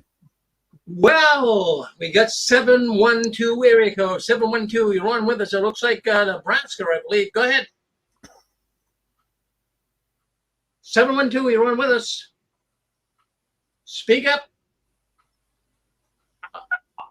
712. Yeah, 712. Go ahead. You're on. Yeah. That's Iowa. Go ahead. Yeah, you ready? Yeah. Yeah. A week ago, I saw a gentleman a block ahead with a cart in Omaha, Nebraska. Now I'm in Iowa, but it was in Omaha, Nebraska. I pulled up to the curb, real respectful. I said, "Sir," he was already packing up. It was late afternoon. I said, "Sir, you're in the cold." And he would not answer me. And finally, I was in my car. I would have got out and talked to him, but he says, "Go to JWR.org or whatever." And they're brainwashed. He was in the 60s, late 60s, maybe 70s. So there you go, Rick. They're stuck in there, man. The older ones are stuck in there. So that's my comment. Thank you. Yeah. He was a professed JW standing out there. Yeah. Well, they're not. They've been told don't talk to people. Just direct people to jw.org. If anyone got any questions, don't argue with them. So they don't even have to do what we did as Jehovah's Witnesses, and that is know the scriptures and argue and deal with it. Trained. Oh, we had to study. Oh God. Okay, we get 540. We run with us 540. Go ahead. Say hello to John. Say hello to Barbara. Yeah, hi, Joe and Barbara. This is David from Virginia. The McGregor Ministries case was from Mrs. McGregor in Canada. And on top of that, I would like to know where the psychiatrist, it was in the Jehovah's Witnesses, Jerry Bergman got tangled up in this whole 9 yards. Yes. Yes, we've got Jerry Bergman. And did he have anything to do with any of these cases? Or did he write a book about the witnesses? For the witnesses, you show them what to say in court and stuff? I don't have an answer to that. I don't know what's happening in that point of view. It wasn't involved in any of the cases that I've spoken about, but may well have been over in the United States and Canada, but I don't know. Barry Bergman in the United States, and he's been part of cases, and he had a long interview with Covington many years ago that is out there. You can get a copy of that on the internet, and he's put out books. He's much older, of course, now, but I don't know how he's doing nowadays. Love to hear from him to see how he is. 717. You want to come on? You run with us? Go ahead. Yes. Can you hear me? Yes. Hi. My name is Diana. How are you? Very good, Hi, Diana. So I'm from Pennsylvania, and I am in the legal field, and so I have a lot of insight into grand juries and what's going on here. Yeah, I'm a court reporter, so I've done a lot of grand jury hearings, and I personally know some of the people who have been indicted here in the county. And I really can't talk about it because it's still a litigation in process. But what I want to say is I'm a born-in, and I was over in the UK last month, and I was out for my run, and there were some court witnesses there, and I went by them and went by them again, and the last time I went by them, I took my earbuds off and I said, "This religion has ruined my life." And the gentleman there, he was an older gentleman, he said, "I'm sorry to hear that," which I thought was pretty surprising. So I just wanted to share that. It's terrible what's going on. Yeah. Mm-hmm. Well, can I just mention, thank you for that. Here in the UK, just a month or two ago, we had the Charity Commission give their report on Jehovah's Witnesses, and that was a damning report. Yes, I heard that. Mm-hmm. That Charity Commission said that Jehovah's Witnesses were not transparent in trying to bring about child protection policies, and they were 9 years dealing with Jehovah's Witnesses in trying to get a straight answer from them. Mm-hmm. So why would any organization that loves children and wants to protect them try to duck and dive for 9 years to stop that happening? Well, first of all, they said that they don't deal with children. There are no children witnesses. So if you don't deal with children, you can't be vicariously liable for helping somebody else or being responsible for somebody else harming a child. So they don't want to be attached to any children. I was born in, and my grandmother became a witness back when my mom was like small. You know, I'm in my 50s now, so it's been going on for quite a while. But I was abused in the congregation, and it happened in the code room. Wow. And you know, I didn't say anything for several years, and you know, it's taken me a long time to get around that. My abuser's now deceased, I believe. So, you know, any kind of repercussions is not going to happen. But, you know, it's out there. And I deal with it every day. And, you know, it's real. And for my son, who's getting married next April, he's gay. And I'm so happy for him. He's happy. But my mother, the other day, told me at dinner she's not coming to the wedding because it's gay. And she's still a JW, obviously. And it hurt my heart. It really hurts my heart that these people don't see it. They're so brainwashed. My son took the high road and said, you know, it's okay, I understand. But as a mother, I'm really upset. And, you know, I'm still unpacking my emotions because she still thinks it's a lifestyle choice, not something that you're born with. Yeah. Diana, can I just mention something I haven't had a chance to talk about today, maybe another time? I've only recently come out within the last few years to say I was sexually abused by a Jehovah's Witness. I kept it in for a long, long time. Here I am on media saying to everyone, please come forward, please come forward. And only about 5 years ago, I went on the BBC and said, look, I was sexually abused. And for all the reasons that you gave as well, it affects you. So I feel your pain. Thank you for coming on. And also, thank you for your legal work. You may well be able to help fellow ex-Jehovah's Witnesses or victims. I hope you are able to do so. And I hope everything goes okay with the wedding. Yes. Cool. Thank you. I mean, you know, I'm here in Pennsylvania. I can handle what's going on. And I'm attending some of the arraignments. So, you know, I'm interested to see what's going to go on here in Pennsylvania because we seem to be at the epicenter for this investigation. Yeah. Yeah. Well, we've all got eyes on. We've got eyes on Pennsylvania, so I hope they all do the right thing.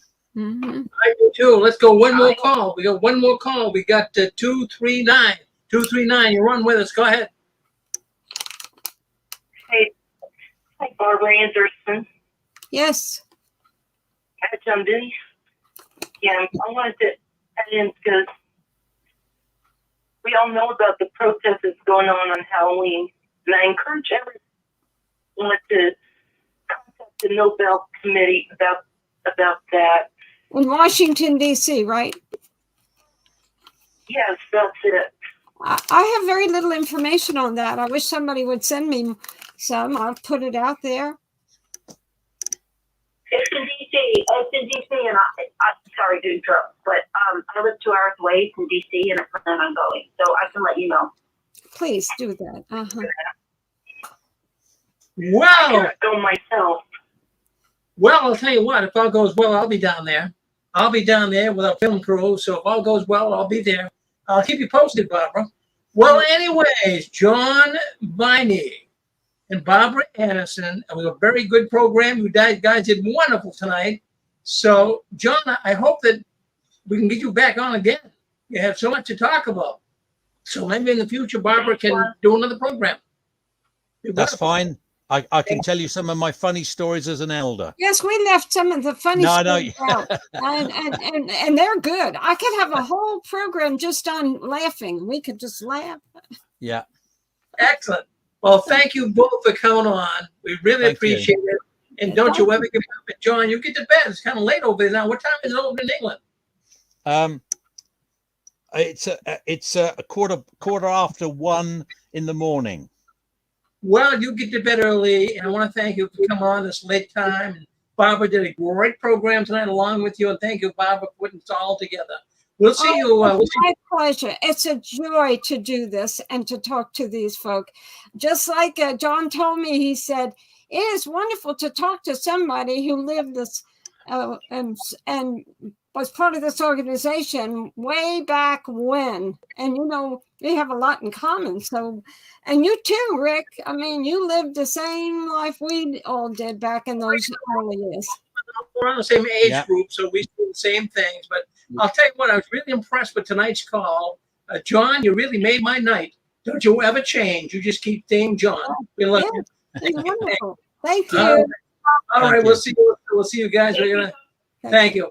Well, anyways, we are now going to the 6 screens of the Watchtower JW World News. I know you enjoyed the program, so thank you very much. But don't go anywhere. We have more coming up right next. Stay with us. JW World News is up next right here on the 6 screens Telenetwork.